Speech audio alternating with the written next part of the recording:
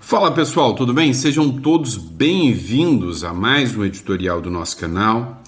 Pois é, o STF começa a ganhar os seus contornos, né? Ou seja, parece que o Lula já está tendo que escolher de forma forçada quem será o seu candidato, né, ao STF. E é uma figura já esperada, tá? Mas se o Senado tanto ajudou o Lula, agora é a hora, né, do Lula pagar o feito, né, pagar a ajuda do Senado. E eu vou explicar para vocês quem é o mais provável candidato do Lula ao STF. Outro ponto que a gente precisa falar também.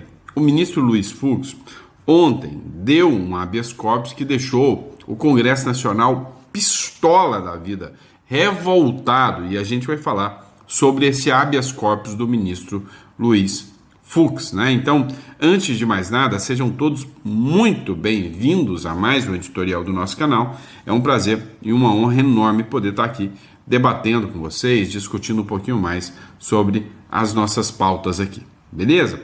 Então, não esquece de se inscrever, curtir e compartilhar.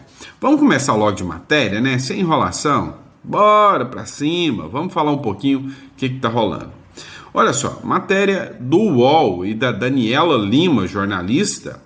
Dani Lima, o STF vê impasse no Congresso como fator decisivo para Lula escolher o novo ministro. Tem que ser um nome que o Congresso vai aprovar. E ontem teve uma reunião com o presidente do STF, Fachin, o Benjamin Herman, né, que é o presidente do STJ, o Paulo Gonet e o Davi Alcolumbre, todos com o Pacheco. Qual o motivo? Provavelmente a escolha do Pacheco para ministro do STF. O Senado foi o grande escudo de proteção do Supremo, o Davi Alcolumbre, foi o grande escudo de proteção do Supremo, tanto o Pacheco, que depois passou o bastão para o Davi Alcolumbre. Então, dificilmente essa bandeira não vai cair para o Pacheco agora. O Pacheco segurou a bronca, pressão por impeachment, pressão braba por impeachment do ministro do STF, Alexandre de Moraes, e o Pacheco não deixou a peteca cair, protegeu o Supremo. O Davi Alcolumbre entrou no lugar do Pacheco, protegeu denúncias e mais denúncias contra o Alexandre de Moraes, e o Davi Alcolumbre segurou a bronca. Quantas pautas bombas foram aprovadas na Câmara contra o governo Lula, chegou no Senado, o Davi Alcolumbre e nem o Pacheco deixaram passar. Então, se o Lula não escolher o Pacheco, meu amigo, ele vai deixar simplesmente o Senado enfurecido. Então, eu torço para que ele não escolha o Pacheco, tá? Mas assim, vamos ver o que vai ser o desenho agora. Mas assim, ao que tudo mostra, Rodrigo Pacheco será o próximo ministro do STF. O Lula vive um problema no Congresso Nacional, com a Câmara em dócil e dependendo muito do Senado para aprovar projetos importantes ou evitar pautas-bomba, né? E o Senado tem um candidato, relatou o ministro do Supremo. Todo mundo que acompanha aqui o All News já sabe, o candidato do Senado é o senador Rodrigo Pacheco. Então está tendo um lobby muito forte, tanto na política quanto no judiciário, para que Lula, tome essa decisão com algum vagar, o que muita gente não concorda. Já dou um spoiler aqui do que a gente vai tratar nas colunas de amanhã. Muita gente acha que vai ser ruim deixar nomes na chuva, né, como a gente fala em política, né, em jargão político, ou seja, ali sendo escrutinado pela imprensa, sendo perguntado toda a vida sobre a possível indicação ou não. Isso costuma desgastar quadros e cria uma animosidade interna mesmo, entre as pessoas que são citadas, porque elas se sentem competindo por um posto que é o posto de uma vida, para quem dedica a vida ao exercício da magistratura, da judicatura. Então, os ministros esperam se reunir com o Lula. Você estava dizendo que o Lula estava saindo da Itália, ele já saiu. Eu conversei com o pessoal que estava acompanhando, vou até ver aqui qual foi o horário, 2h18, às 2 horas veio a informação, o presidente acabou de embarcar. A Janja permaneceu na Itália, onde ela tem outras agendas relacionadas ao foro da ONU para tratar de fome, né? A primeira-dama permaneceu na Itália, mas Lula voltou já às 2 da tarde, embarcou de volta para o Brasil, porque tem essas e outras questões para resolver. No fim, a crise política está também contaminando a possível indicação do presidente da República, quer dizer, a necessária indicação do presidente da República para a vaga no Supremo Tribunal Federal. O fato de o Congresso ser indócil a Lula acabou se tornando uma arma para que esse mesmo Congresso, ou pelo menos uma dessas casas, reivindique de maneira muito eloquente a indicação de um de seus quadros. Para você ter uma ideia, tem o senador dizendo que se não for o Rodrigo Pacheco, nem sequer será pautada na Comissão de Constituição e Justiça a sabatina do escolhido por Lula. Então, assim, a coisa está começando a ganhar um ar muito intrincado, Sarza, e o próprio Supremo Tribunal Federal espera se reunir com o presidente Luiz Inácio Lula da Silva nos próximos dias. Foi esse ministro quem me afirmou, para poder colocar e ouvir um pouco do que o petista está sentindo nesse cenário, que, de novo, né, virou um senhor xadrez. Briguinho, né? É a única coisa que eu posso falar. É isso, gente. Não tem choro, não tem vela. Vai ser o Rodrigo Pacheco, né? O Senado vai simplesmente não pautar. Se não for o cara que o Davi Alcolumbre quer agora, ele vai travar. Então, eu acho que vai ser o Pacheco, tá? É minha opinião sincera. Vamos lá. Trama golpista, né? Discursinho mequetrefe. O STF começa a julgar o núcleo 4 da desinformação. Então, o que é o núcleo da desinformação? Os caras faziam postagem, questionaram o sistema eletrônico e por isso podem pegar 27 anos de cadeia. Os próximos dias serão marcados pelo julgamento de mais um dos núcleos da trama golpista, que tinha intenção de manter o Bolsonaro no poder, né, em detrimento do resultado das urnas. Ou seja, era a turma ali que ficava questionando o resultado das urnas. Nessa terça-feira, os ministros da primeira turma do Supremo Tribunal Federal começaram o julgamento do núcleo 4. São 7 réus com a conduta que respondem a 5 crimes que podem pegar 27 anos e 3 meses, igual o Bolsonaro. O grupo é acusado de atuar na propagação de notícias falsas sobre as urnas eletrônicas e de promover ataques virtuais às instituições e autoridades durante o pleito. Olha só, é golpe de Estado? Não. Os caras, segundo eles, notícias falsas sobre as urnas eletrônicas, promover ataques virtuais às instituições e autoridades durante o pleito. Ou seja, os caras faziam publicações durante o período eleitoral. E eles eram acusados, né, de participar dessa trama golpista. A PGR sustenta que os envolvidos disseminaram desinformação. O que é desinformação? Né? Com o objetivo de enfraquecer a credibilidade do processo eleitoral. E por causa disso, ora bolas, 27 anos de cadeia. 27 anos de cadeia. Por quê? Por causa de desinformação. Um núcleo do tipo, né, penal, que é totalmente subjetivo, né? Por exemplo, se eu falar que a Janja é uma boa primeira-dama, isso é desinformação? Ou é minha opinião? Olha a subjetividade disso. Ou é só mentira mesmo? Escancarada e lavada, que todo mundo sabe. Tá vendo? A subjetividade disso, para os caras pegarem 27 anos de cadeia, é sacanagem, né? É isso que eu falo de que hoje, para mim, o Brasil não pode ser mais a minha terra, tá? Porque não tá. Não tem como, né? Não tem como. Infelizmente, né? É triste isso aí. Tem que deixar o país, porque você observa o rumo que os caras estão levando para o país. É um absurdo. Olha, essa defesa do advogado, se não justifica, né, a libertação iminente do Bolsonaro, ou seja, é jogar esse discurso tabajara por terra. Olha o que o advogado, né, falou aqui. O presidente Bolsonaro poderia ter trocado o comandante do Exército da Aeronáutica se esse fosse um empecilho. Eles eram subordinados, eles não tinham que ser convencidos, né? E, evidentemente, se estivesse o Bolsonaro, eu acho que todo mundo aí está indo de embrulho por conta do Bolsonaro, se tivesse o Bolsonaro querido o evento do dia 8 de janeiro, com um simples assovio ele botava lá 200 mil pessoas, não 2 mil. Essa narrativa do 8 de janeiro ela é bastante inverossímil. E eu alego ainda mais uma situação.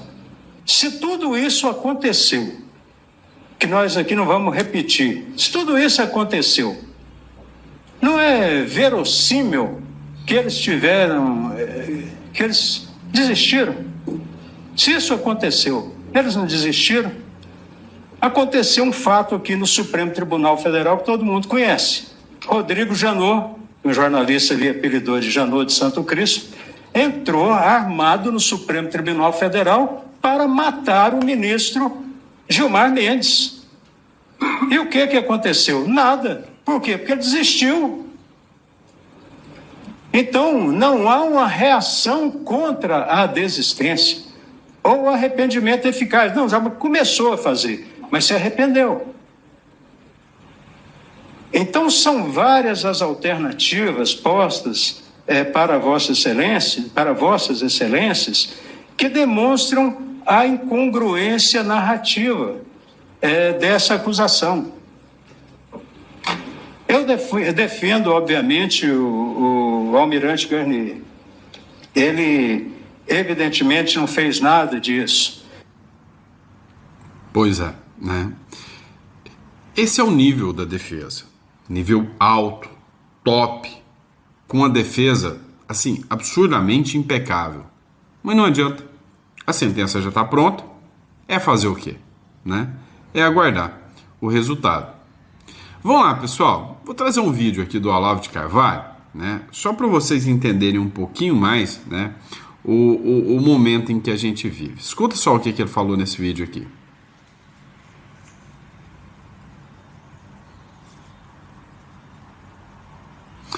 Pessoal, tá apresentando algumas falhas nos vídeos aqui. Não deu para rodar, tá? Então vai ficar sem o vídeo do Olavo de Carvalho. Vamos lá.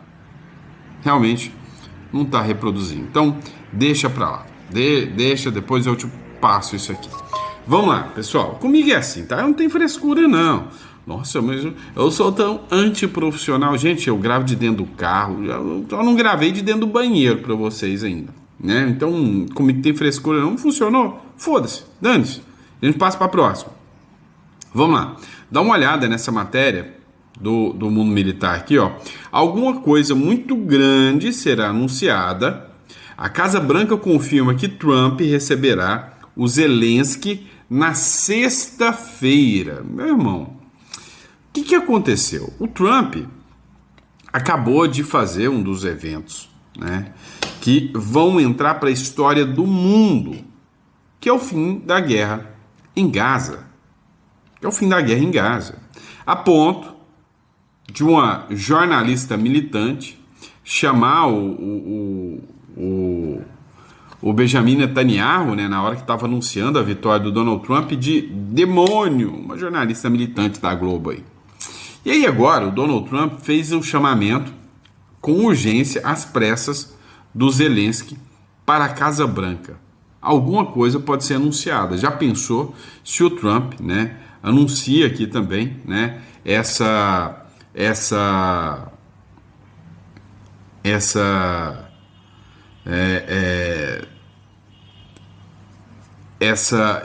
esse fim dessa guerra aqui? Já pensou o tamanho disso? Gigante, né? Vamos lá, pessoal. Dá uma olhada aqui, né, nessa publicação aqui do Prado aqui.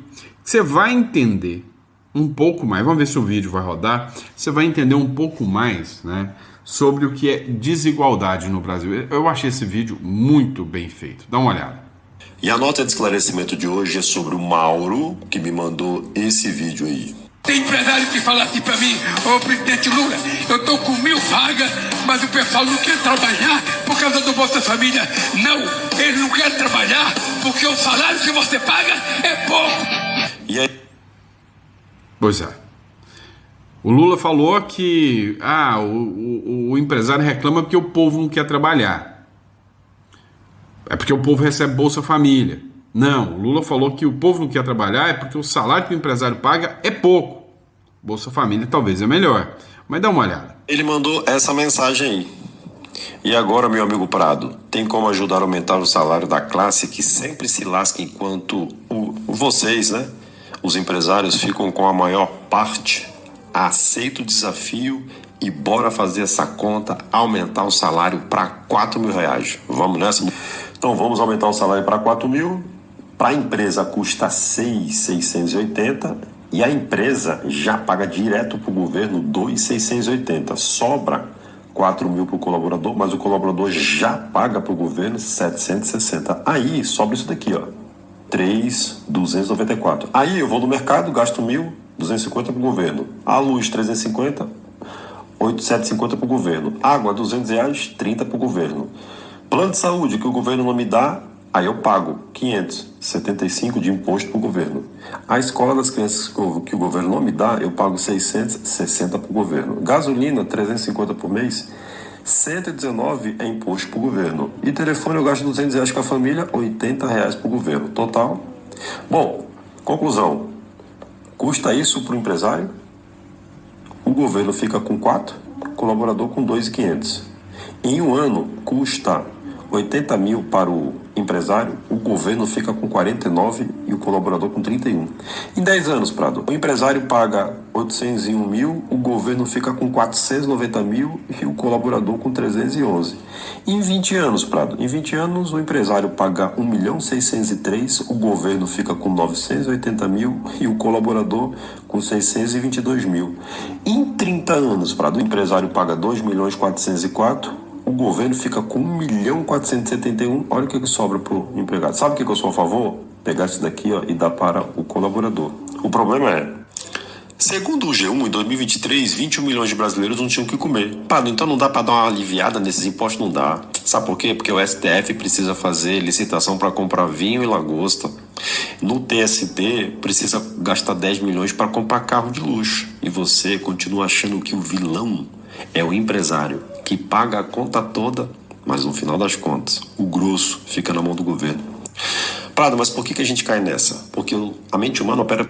Eu vou fazer uma correção. O grosso não está ficando na mão do governo, não. Quer que eu te diga onde é que o grosso está entrando? Vou nem falar, pode ter criança na sala. Por gatilhos? Gatilho mental do inimigo comum. Ele diz que o empresário é inimigo dele, você acredita que o empresário também é seu inimigo, então se ele é teu inimigo e meu inimigo, nós estamos juntos nessa. Cuidado, eles estão te enganando. Manda esse vídeo para a primeira pessoa que você lembrou. Um grande abraço. Bora pra cima. É isso aí, né? Como que essa gente é enganada com um discursinho mequetrefe, né? Vamos lá, pessoal. Essa matéria aqui é boa. New York Times, né? Wall Street Journal, na verdade.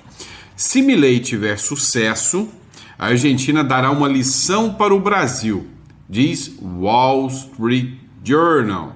O Wall Street Journal publicou que o desempenho do presidente argentino, Milei, pode servir de modelo para o Brasil. Há quanto tempo eu venho dizendo isso para vocês? Caso as suas reformas liberais produzam os resultados visíveis. A análise destaca que a agenda de austeridade, cortes do Estado e abertura econômica na Argentina reúne a atenção entre investidores e governos brasileiros. Segundo o jornal, o impacto potencial de uma Argentina reordenada economicamente vai além das fronteiras. O sucesso de Milei pode influenciar decisões políticas e expectativas entre empresários, formuladores de políticas no Brasil. É o que afirmou o trecho. Peraí, para que você vai ler o Wall Street Journal se eu já falo isso para você há muitos meses? Se eu já falo isso desde o ano passado, que a atuação do Milei vai ser no mínimo 10% da atuação política para 2026 aqui no Brasil, né? O problema é que a mídia vai mentir para vocês, né? Milei pode estar salvando a economia da Argentina, que eles ainda vão dizer que ele é o malvadão comedor, né, de gente, né? Olha só, pessoal, Saiu agora, né, uma pesquisa, pré-candidatos da direita lideram para Senado em Santa Catarina. Eu tenho certeza absoluta que eu conheço uma figura que vai ficar inelegível. Tenho certeza absoluta. Carlos Bolsonaro, né? O complicado aqui, né, é que duas figuras da direita, então a pesquisa diz que o Carlos Bolsonaro e a Caroline de Toni têm potencial para, né, levar a melhor nessa história aqui, tá? Tem potencial para ganhar. Mas você acha mesmo que o STF vai permitir que o Carlos Bolsonaro, né, o CB, o Carlos Bolsonaro, ele vá concorrer ao Senado com possibilidade de votar um impeachment? O Eduardo Bolsonaro, eu já li para vocês numa última matéria que o STF falou ontem na maior cara dura de que vão apressar o processo da obstrução de justiça, né, ou seja, das denúncias que o Eduardo Bolsonaro está fazendo lá fora, para deixar o cara inelegível. É sério que vocês acreditam, né, que o Carlos Bolsonaro vai poder concorrer livre, leve e solto? Eu acho que não, tá? Eu, sinceramente, acho que não. Mas, se puder concorrer, uma maravilhosa notícia: Carlos Bolsonaro e Caroline de Toni estão eleitos, e aí vocês vejam a força, mas a força descomunal, né, da direita lá em Santa Catarina, né, lá em Santa Catarina. Não é à toa, né, que está se tornando, né, aquele estado invejado e almejado pela maioria dos brasileiros. Já que eu falei de Santa Catarina, vamos até falar disso aqui, ó. 100% de eficiência. Sobre a gestão de Jorginho, Polícia de Santa Catarina bate recorde de criminosos mortos em Florianópolis. Então, a Polícia Federal, a Polícia de Santa Catarina está praticando a letalidade policial. Cara, eu vou falar uma coisa para vocês. O que o brasileiro gosta? Gosta disso aqui, ó. Adora quando ele vê uma matéria como essa aqui. CPF cancelado. Ele adora quando um CPF de bandido é cancelado. Então, não adianta essa turminha militante. Ai, a polícia é muito letal. Quantas vidas são salvas quando a polícia mata bandido? É isso. Então, Jorginho Melo tá aprendendo com caiada aí, né? Jornais de extrema esquerda atacam as forças de segurança de Santa Catarina com reportagens tendenciosas, classificando as ações de combate ao crime organizado como violência de Estado. O jornal Razão mostra o outro lado. Sob Jorginho Melo, o Estado vive os menores índices de criminalidade da década, resultado de operações firmes, estratégicas e com alto índice de eficiência. É isso aí que eu espero de um governador, né? Em Florianópolis, apenas em 2025, pelo menos 25 criminosos armados foram mortos em confrontos, número recorde que reflete a pronta resposta da polícia diante da crescente ameaça das facções. Em contrapartida, felizmente, nenhum policial tombou em combate. Olha que notícia boa, cara. Isso aqui é música para os meus ouvidos. Nenhum policial tombou em combate. Olha que maravilha. E enquanto isso, né, a criminalidade, né, tendo o CPF cancelado. É assim, né? O cidadão de bem quer isso, né? Tá de saco cheio de bandido, né? Do trombadinha, ladrão de celular. Ah, pelo amor de Deus. Aqui em Santa Catarina, quem atira na polícia não volta para casa com medalha de vítima, volta com o peso da própria escolha, garantiu o governador Jorginho Melo. E é isso aí, cara. Parabéns ao Jorginho Melo. Vamos lá, pessoal. Bora dar uma olhada nisso aqui. Fux concede habeas corpus para ex-presidente do INSS poder ficar em silêncio na CPI do INSS. Deixou o pessoal revoltado, né? Porque hoje a CPI do INSS está se tornando aí, né, um divisor de águas aí, para expor, né, quem participou efetivamente, quem pegou um centavo sequer dos aposentados. O ex-presidente do INSS, do Instituto Nacional de Seguro Social, Alessandro Stefanuto, é investigado por participação em suposto esquema de corrupção. Mas esse aqui, o Stefanuto, não precisou falar nada, teve o direito de ficar em silêncio. E teve um momento que ele, mesmo optando não ficar em silêncio, ele bateu boca, tá? O ministro Luiz Fux, do Supremo Tribunal Federal, concedeu nesta segunda-feira habeas corpus ao ex-presidente do Instituto Nacional de Seguro Social, Alessandro Steffanuto, para poder permanecer em silêncio durante a Comissão Parlamentar de Inquérito, a CPI do INSS. Fux também permitiu que Steffanuto possa ter a comunicação irrestrita com sua defesa. A oitiva com o ex-presidente do INSS ocorreu ontem, na segunda-feira. Steffanuto era presidente do INSS quando a Polícia Federal deflagrou a operação sem desconto em abril para investigar um suposto esquema fraudulento de descontos associativos não autorizados em aposentadorias. Ele foi exonerado também em abril, lembrando que ele é do governo Lula. Esse aqui é um trecho, né? CPMI, relator e ex-presidente do INSS batem boca e apontam o dedo. Rapaz, dá uma olhada aqui. Conheço isso porque está publicado num site, que é de uma empresa que normalmente eu não leio. Segundo, eu não tenho relação pessoal, relação de amizade ou alguém que eu deleguei que fale em meu nome para qualquer tipo de acordo ou combinado. Isso não existe. Não existe. Então eu digo ao senhor o seguinte: se o senhor acha que fazer essa pergunta não é desrespeitosa, porque é uma pergunta de jornal, no outro dia eu vi aqui o senhor bastante aborrecido porque o nome do senhor estava no site de determinada entidade. Então, notícia de jornal, notícia de site, rapaz, o senhor me respeite. Sendo cabeça do maior roubo de aposentados e pensionistas. Por favor, relator, por gentileza. Presidente. Por favor, relator. Por favor, relator. Presidente. Por favor. Presidente. Por favor. Senhores, por favor, relator. Isso é uma vergonha. Presidente. Por gentileza. Vou continuar, presidente. Senhores, ele vai... O relator, por gentileza. Presidente. Pois não. Volto a perguntar, qual é a relação do depoente com o senhor Gilmar Stelo? Com solicitação do advogado, a sessão está suspensa. 5 minutos.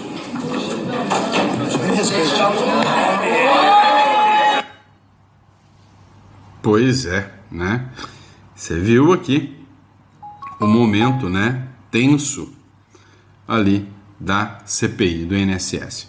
Vamos lá, pessoal, deixa eu ver se eu tenho alguns minutinhos. Ainda tem 3 minutos. Eu ia falar dessa matéria aqui da Flávia Guimarães, mas como ela é um pouco mais extensa, vai ficar para o próximo editorial. Vamos falar dessa aqui, ó. Dias após o Nobel da Paz para Maria Corina, o Maduro fecha a embaixada da Noruega. É isso aí, Maduro, continua caçando briga, a Europa tá te amando, né? Continua, que a gente tá gostando de ver a própria cova que você tá caçando, né? Dias após o Nobel da Paz para Maria Corina, Maduro fecha a embaixada na Noruega, né? Ou seja, usou argumentos de que foram estratégias, né, de administração. 3 dias após a líder opositora Maria Corina Machado ser premiada com o Nobel da Paz, o regime de Nicolás Maduro anunciou o fechamento da embaixada na Venezuela, na Noruega, alegando uma reestruturação no serviço exterior do país. Em comunicado publicado nesta segunda-feira pelo chanceler venezuelano Ivan Gil, Caracas afirma que o objetivo central dessa reorganização é optimizar os recursos do Estado e redefinir a presença diplomática da Venezuela para fortalecer as alianças com o Sul global. Resumindo, nós não queremos papo com vocês, né, aí da Europa, nós não queremos falar com vocês aí não, tá? E é isso, pessoal, ó, deixar o recado aqui para vocês, Imigra Mais 16 99321 0648. Pessoal, por que é tão importante você ter, né, uma outra residência, uma outra localidade? Vou te dar um exemplo, né? A grande parte da minha família hoje, né, mora na Flórida. Minha irmã, sobrinhos, tios, primos, né? A grande parte da minha família hoje está situada lá na Flórida. Uma sobrinha minha, ela arrumou um namorado. Um rapazinho, gente boa pra caramba, né? De mais ou menos 21 anos, se eu não me engano, né? Que o menino tem, né? Tá estudando direito lá nos Estados Unidos. Detalhe, ele é ucraniano. Ele nunca imaginou que um dia ele poderia ser convocado para a guerra. E aí, como ele tinha uma segunda residência, que era o Green Card, os pais colocaram ele no avião e mandaram imediatamente para os Estados Unidos. E hoje, os pais têm a tranquilidade de saber que o filho está vivo. Vem cá, você acredita mesmo que o Brasil está totalmente, 100% fora da possibilidade de entrar numa guerra e do seu filho ser enfiado num container para ser enviado, né, para lutar aí pelas ideologias do Lula? Cara, se isso acontecer, você pega o seu filho, que tem já residência em outro país, coloca dentro do carro e vai para o Uruguai ou vai para o Paraguai. Então, esse é um dos pontos. Vamos lá, se algum dia, por causa de uma postagem, o governo quiser declarar que você é um inimigo da pátria e querer te dar 27 anos de prisão, você vai esperar aí para ter o mesmo feito, né, o mesmo fim dos presos do 8 de janeiro? Qual a sua opinião? Então, meu amigo, eu já entendi isso aqui. E eu já entendi que não dá para confiar. Então, não veja isso como gasto. Veja como um investimento, tá? Entre em contato com a Imigra Mais. Hoje é a melhor assessoria de imigração do Brasil, Paraguai e Uruguai. Você entra em contato e fale aí com uma das nossas consultoras, tá bom? Grande abraço, pessoal. Fiquem com Deus e eu vejo vocês no próximo editorial. Grande abraço. Obrigado pela confiança e pela credibilidade. Abraço, pessoal.